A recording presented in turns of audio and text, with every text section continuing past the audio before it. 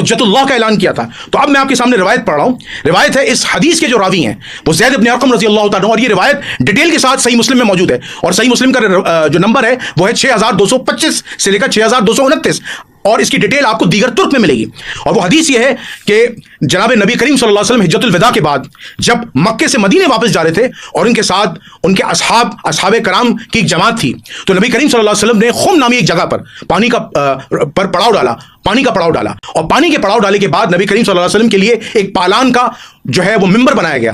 اس اونچے ممبر پر نبی کریم صلی اللہ علیہ وسلم نے اپنے اصحاب رسول کم و بیش 1.25 لاکھ یا 1.5 لاکھ یا 2.25 لاکھ اصحاب رسول سے خطاب فرمایا تھا.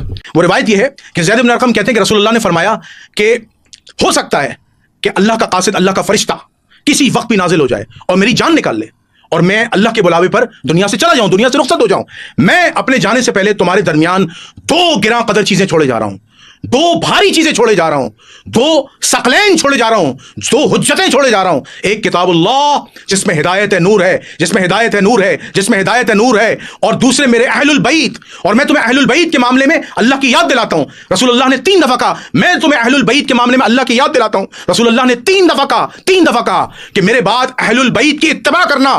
حسن سلوک صرف نہیں ہے، اتباع کرنا، کیونکہ نبی کریم صلی اللہ علیہ وسلم نے اس حدیث میں اہل بیت کو حجت بنایا ہے کہ رسول اللہ نے فرمایا، اس کے دیگر ترک میں آتا ہے کہ اہل بیت کا دامن اختیار کرو گے، اہل بیت کا دامن پکڑے رہو گے تو کبھی گمراہ نہ ہوگے، کبھی دین سے نہیں پھرو گے. اہل بیت کو اپنا لو. قرآن اور اہل بیت، قرآن میں ہدایت اور نور ہے، اور میرے اہل البیت، اور میں اہل بیت کے معاملے میں تمہیں اللہ کی یاد دلاتا ہوں، اللہ سے ڈراتا ہوں کہ میرے بعد میرے اہل بیت سے حسن سلوک بھی کرنا، ان کی اتباع بھی کرنا، ان کے فرامین پر چلنا، انہیں دکھ نہ دینا، انہیں قتل نہ کرنا، ان پہ ظلم نہ کرنا. یہ میں ساری ڈیٹیل میں ایک تشریح بیان کر رہا ہوں تاکہ آپ کو بات بآسانی سمجھ میں آ جائے. لیکن اس امت نے کیا کیا، یہ بات آپ مجھ سے بہتر جانتے ہیں، آپ نے تاریخ کا مطالعہ کیا ہوا ہے. یہ بات صرف حسن سلوک کی نہیں ہے.